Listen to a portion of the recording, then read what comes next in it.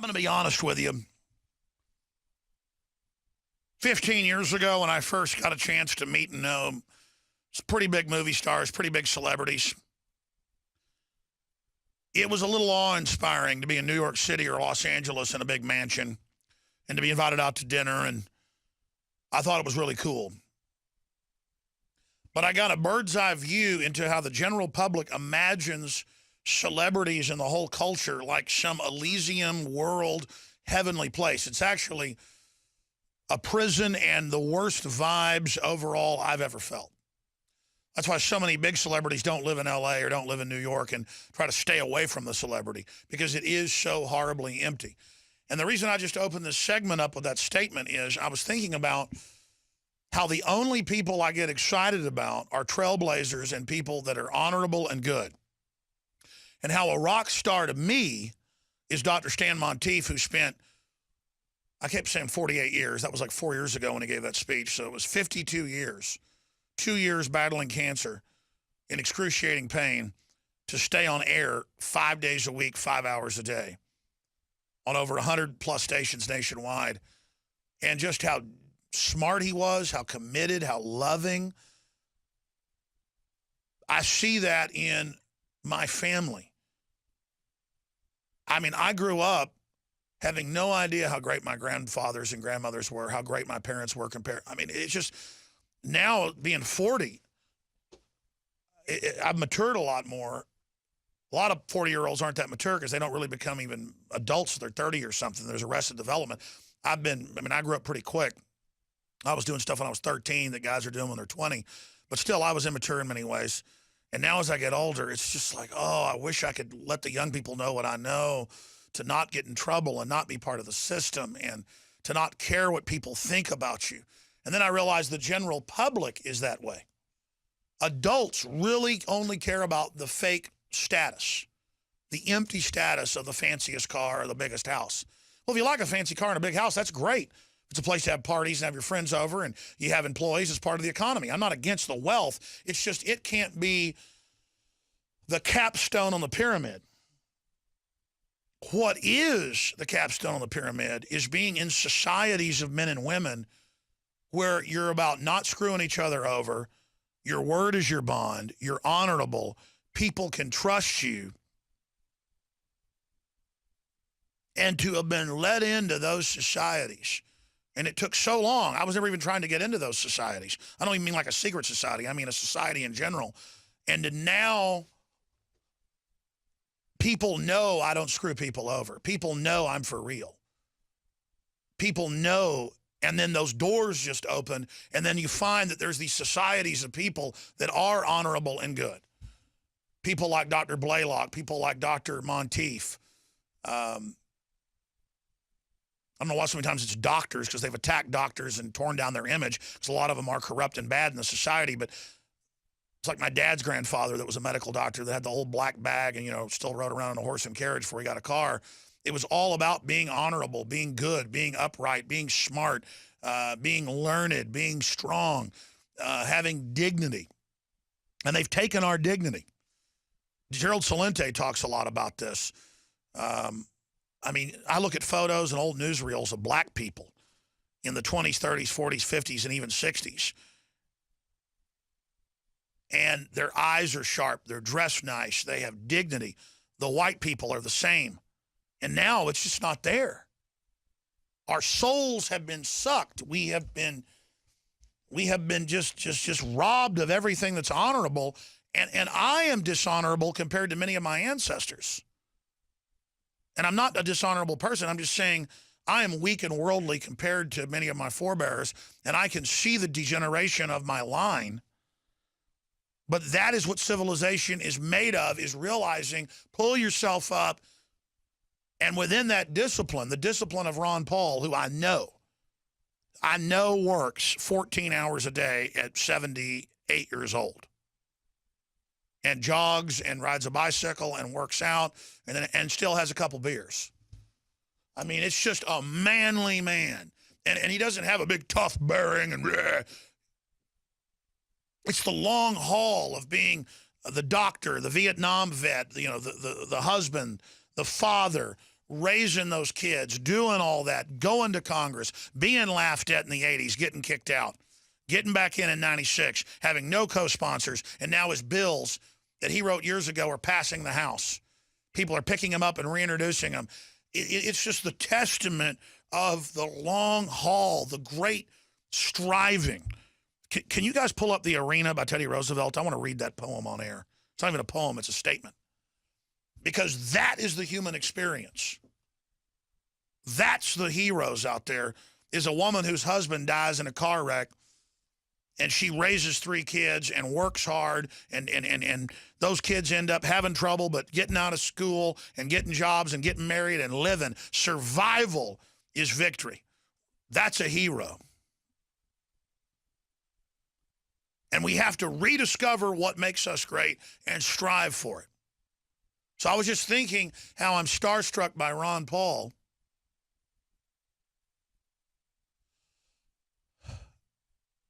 And so I went off on this whole jag about so many people out there think they're not fulfilled because they don't know Brad Pitt. They think they're not fulfilled because they don't know Josh Brolin. They think they're not fulfilled because they don't know Charlie Sheen. They think they're not fulfilled because they don't know Robert Plant. They think they're not fulfilled because they don't know Sean Lennon. They think they're not fulfilled, and it's like a god. It's like and then you talk to the actual people, they know it's all a fraud. They know none of it means anything. But it's that image of Hollywood and the culture of the glamour, that the glamour says take the vaccines. The glamour says families aren't good. The glamour says having kids aren't good. So then only the most unwashed, dumbed-down people have kids, and the whole society falls apart because we've already said family's crud, so why should it be anything but that? It's a self-fulfilling prophecy. We have to believe in humanity and face down the evils. Doesn't mean we'll ever defeat all of it, but if we let it run all over us, it will win. We have to get involved. And so I was just thinking about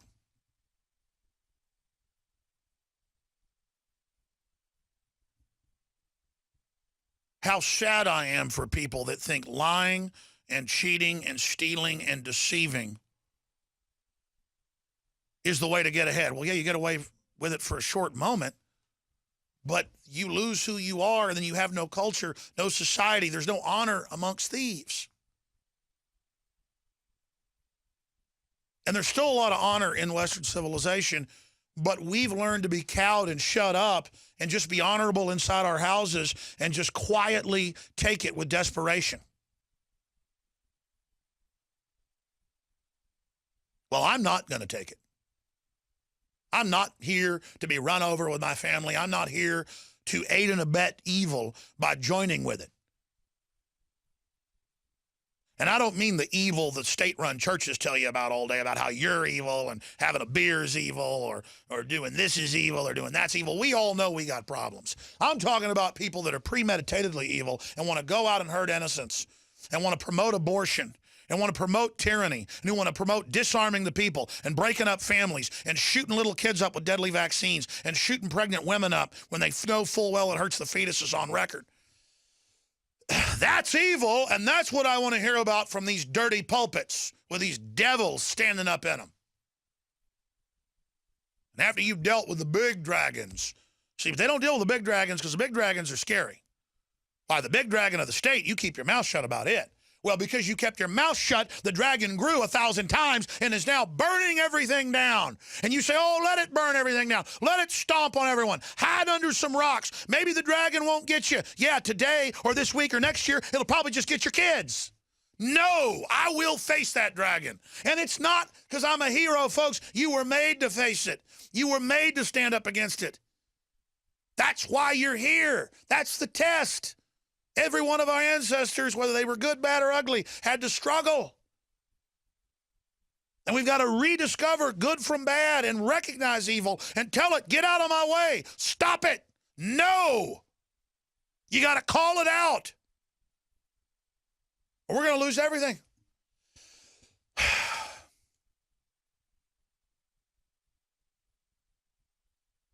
We will run and we will live. Aye, run and you might live at least a while. but many years from now, lying in your beds, what would you give to come back here and face our enemies and tell them you can take our lives, but you'll never take our freedom? That's truly living. I forget it who said it, but a man with courage only dies but once. Cowards die 1,000 deaths. Well, I know the quote I gave earlier was William Wallace, yeah. But the quote about, we can look up, I think it's so old they don't know who said it, but the brave die a single death.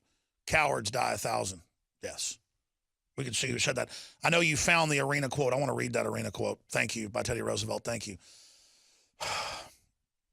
I want to be in the arena. And I also don't want, as a person that wants good, to be manipulated, because the evil is also good at getting good people to go out and do evil things under the cover of a good cause.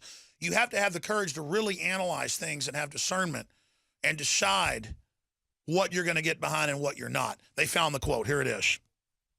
A coward dies 1,000 times before his death, but the valiant taste of death but once. It seems to me most strange that men should fear, seeing that death, a necessary end, will come when it will come. William Shakespeare. I knew that was Shakespeare. But Shakespeare was taking all the colloquialisms and all the nomenclature of the time and boiling it down. It's carved on castle parapets that the brave only taste death once. And that's basically what he expanded on. Here's a quote by Teddy Roosevelt in a speech given in Paris, France in 1910, the man in the arena. I read this on air every few months.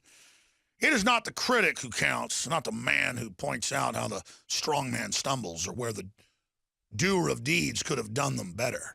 The credit belongs to the man who is actually in the arena, whose face is marred by dust and sweat and blood, who strives valiantly, who errs, who comes short again and again, because there is no effort without error and shortcoming.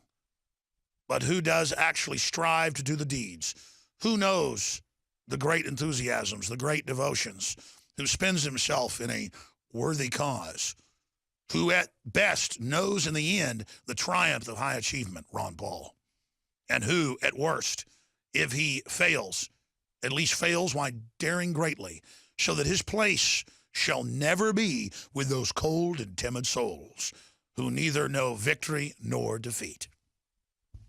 But I would add to that, there's still a fate worse.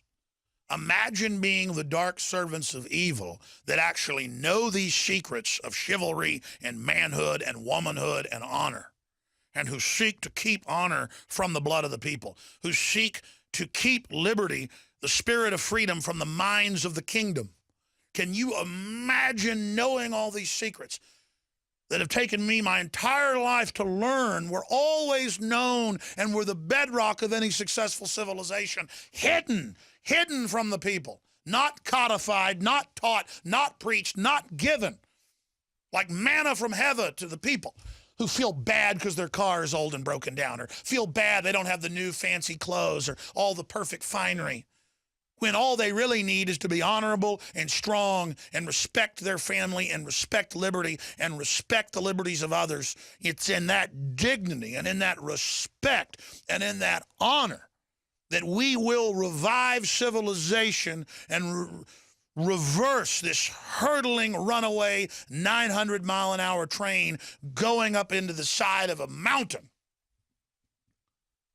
Our people, our children of every race, color, creed, religion are on a runaway train, on a runaway planet, blasting through space, hurtling around that fiery ball. All the people that came before us, all the past generations, all that they strove for, the tyrants, the lovers, the artist. This one was weak, this one was strong, this one a traitor, this one honorable. All of it went on this planet, all of it under the eyes of the Creator, who your very soul knows is there, the very presence of the universe and its creator, breathing down our neck, reminding us of eternity. But the atheist And the establishment, they want to be God. They want to say, there's nothing in the world but the Black Pyramid. There's nothing in the world but the Madison Avenue. There's nothing in the world but Times Square. There's nothing in the world but the women on the TV shows putting makeup on themselves and running around narcissistically. And these disassociated, disconnected children, artificial sociopaths, brought up like robots, unable to even commune with fellow men and women in kinship and honor. Men and women as lovers and as strivers with their families, sons and fathers together in honor, mothers and daughters in grace and strength and honor. All of it is culture moving forward. People don't even have knowledge of it. The images of men they put out in Hollywood and television, the images they put out of women, what they tell us is great, is a scientific, psychological warfare virus injected and poured into our souls, our psyches, to deprogram God's basic codex and turn us into manifest, frothing, mindless, empty beasts sacrificed to their evil God of anti-human, anti-liberty, devil-inspired, disease-ridden, stinking, dishonorable failure. It's a spiritual choice. You do not want to join with the New World Order. You do not want to give it succor. You do not want to aid and abet it. You do not want to be part of it. You do not want to be in it. We have to build a better world starting with ourselves, with God's grace and guidance, leading, guiding, and directing us. We have to move forward because you're not going to find it in the big institutions. They have almost all been captured or bullied or blackmailed or bludgeoned or killed. And the enemy marches forward, but despite that, there is a great hunger for freedom. And you think about Ron Paul and how far the liberty movement's come because of him and you supporting him, as he said, is just a focal point of freedom. And now Rand Paul, who isn't perfect, but is moving forward, and it's an expression of the power of taking action and the power of the individual through free association, linking out and reaching out to others in not a centralized collectivism, but a true collectivism of free will and connection. We'll be back. I just spent 18 minutes trying to explain something that's really simple. They give us false icons, and we all know this. I just state things here on air everybody already knows deep down, but these truths are not being echoed by the establishment because they want to make us feel alone. We should not have as the highest order of what we think is great a bunch of sex-crazed, drug addict music people, whether they be black gangbanger people or white trash country singers or rock and roll decadent devil worshipers. And I'm not saying you're bad if you listen to rock and roll or whatever. My point is that it shouldn't be the top of the pyramid. It shouldn't be what we worship as our golden calf. It should be justice. It should be God. It should be what's good. That should be our North Star, where our heart is. King David made a lot of mistakes, had friends killed for their wives, but he would always repent for real and had his heart pointed at God. He was a powerful man, so he had powerful flesh. What do you think people that are powerful and love God don't have all the same stuff evil people have? They usually have more. Let me give you a little secret. All the people that are into evil, think you're getting power out of it. People that love good, people that are honorable, will absolutely in a fight stomp you into the ground. Everybody knows it. And they also are probably 3 times more wicked inside their mind. And that's why they're trying to be good, because they've also, just because they got this big evil side, they got an even bigger good side. And that's what King David had. And that's what it comes down to, is where is your heart pointed? What do you want to do at your core? And are you sorry and ashamed in front of God for the bad things that you even think about? Because if you had that in your heart, for new listeners, if more Americans, if more people in the world had that in their heart, our problems would start to end very quickly. But we've got to seek God's face and repent. As a nation, look how evil we are, funding Al-Qaeda, aborting babies, shooting everybody up with deadly vaccines and lying about it, setting up death panels, letting the government pass Obamacare, letting the government militarize police. All these things. That's our fault. Sure, we got conned and maneuvered, manipulated, but now we know, so there's no more excuses. And we have to build the icons so that young people know to look up to medical doctors that go against the grain and expose the vaccine horrors or other issues or GMO, or people that go to Congress for decades and against the tide, turn the tide. I mean, that's what we're talking about. Because almost every time you do the right thing for the right reasons over a long period, you win. I can't think of times where you don't. That's the big secret. It's why evil's so scared of good people getting involved.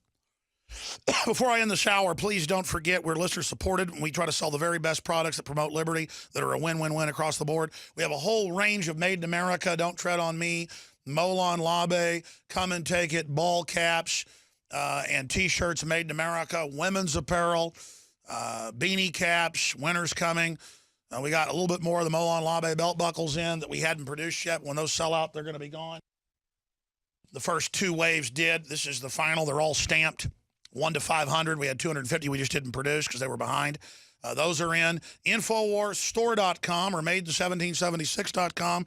Get PrisonPlanet.tv memberships for $5.95 a month. 11 people can use each membership. Takes about 1 minute to sign up at PrisonPlanet.tv. See the nightly news, all the films, and help promote and fund a true independent media operation. Because we can be censored off other platforms like YouTube and Facebook and have been before. So we have our own system as kind of a clearinghouse, prisonplanet.tv. And then you pay it forward. Within a day, almost everything here on air ends up getting put to the YouTube channels and other places. But a lot of that stuff gets censored and things. So you are paying to help us then get it out to the public with the seed money to get that done. So prisonplanet.tv, if you are a member, thank you. Please spread the word that people can use your membership. And if you're not a member, become a prisonplanet.tv member today. And don't forget, more of the DNA Force incredible new proprietary supplement is available at InfoWarsLife.com or 888-253-3139.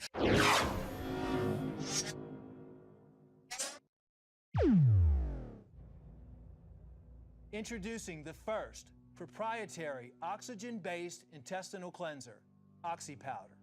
Backed by real FDA-approved phase 1, 2, and 3 clinical trials.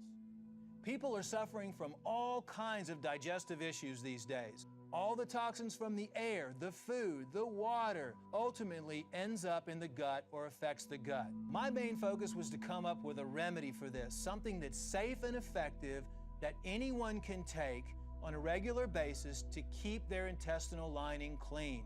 My recommendation is to clean your intestines at least 2 to 3 times a week to prevent the toxic buildup from going into your bloodstream. Take your health into your own hands and start cleansing your body today with OxyPowder.